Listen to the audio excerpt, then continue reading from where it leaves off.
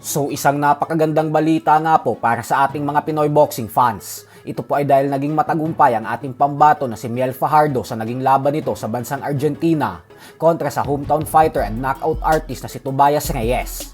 Naiwan pong dismayado at tahimik ang mga fans sa loob ng venue dahil hindi sila makapaniwala na sa loob lamang ng 1 minuto sa round 1 ay 4 na beses pinabagsak ni Fajardo ang kanilang pambato at tuluyang nakuha ang panalo via first round knockout. Napakahalaga po ng laban na ito dahil isa itong IBF Flyweight Final Title Eliminator fight. At dahil si Fajardo ang nagtagumpay, kaya naman siya na ngayon ang makakalaban ng IBF Flyweight World Champion na si Masamichi Yabuki ng Japan.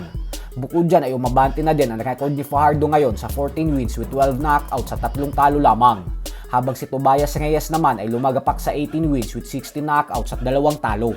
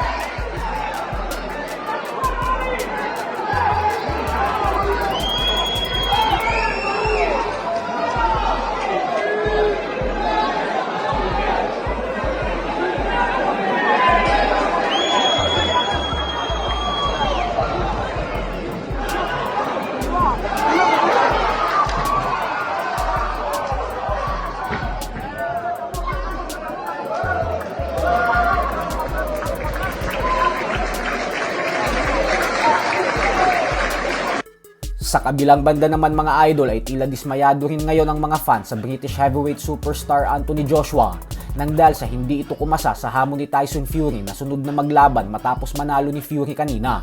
Ito ay sa kabila ng binakapan pa ni Turki Al-Sheikh si Fury na hamunin si Joshua at gagawin niya na ang laban sa katapusan ng taon na ito.